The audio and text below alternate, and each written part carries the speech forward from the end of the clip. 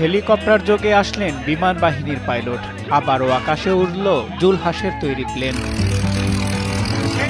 মাত্র ১.৫ লাখ টাকায় দেশীয় প্রযুক্তিতে তৈরি বিমান নিয়ে তাক লাগিয়ে দিয়েছেন মানিকগঞ্জের উদ্ভাবক জুলহাস। অদম্য ইচ্ছাশক্তি আর কঠোর পরিশ্রম যে অসম্ভবকে সম্ভব করতে পারে তার বাস্তব উদাহরণ তরুণ এই উদ্ভাবক। নিজের হাতে তৈরি প্লেনে চড়ে আকাশে উড়ছেন তিনি। রীতিমতো সোশ্যাল মিডিয়া জুড়ে আলোড়ন সৃষ্টি করেছে তার বানানো এই প্লেন।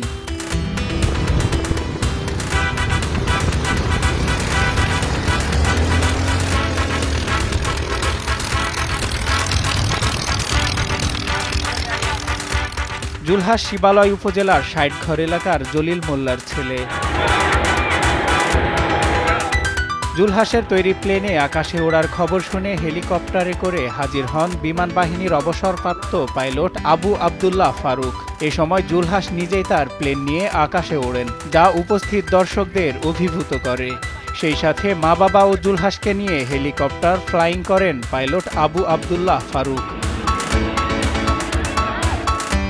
জুলহাসের এই উদ্ভাবন দেখে প্রশংসা করেন পাইলট ফারুক।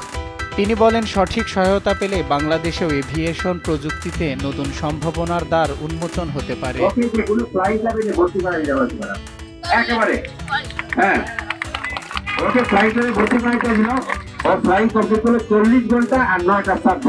পাস করলে প্রাইভেট পাইলট লাইসেন্স হয়ে গেল। যদি সে প্রাইভেট পাইলট লাইসেন্স হয়ে গেল, তার কোনো চিন্তা নাই। যে বিষয়ে তোমাদের জ্ঞান করলো স্যার এসএসসিতে, আবার যদি আস্তে আস্তে এইচএসসি পাস করে তাহলে কমার্শিয়াল পাইলট লাইসেন্স হতে পারবে। যেহেতু এইচএসসি সায়েন্স আছে, ওকে আমরা প্রাইভেট পাইলট লাইসেন্স দিতে পারি। স্থানীয়রা মনে করেন, সরকারের পৃষ্ঠপোষকতা পেলে জুলহাসের মতো উদ্ভাবকরা দেশীয় এভিয়েশন শিল্পে গুরুত্বপূর্ণ ভূমিকা রাখতে পারে। সজল বিশ্বাস, নিউজ ডেস্ক, দেশ টিভি।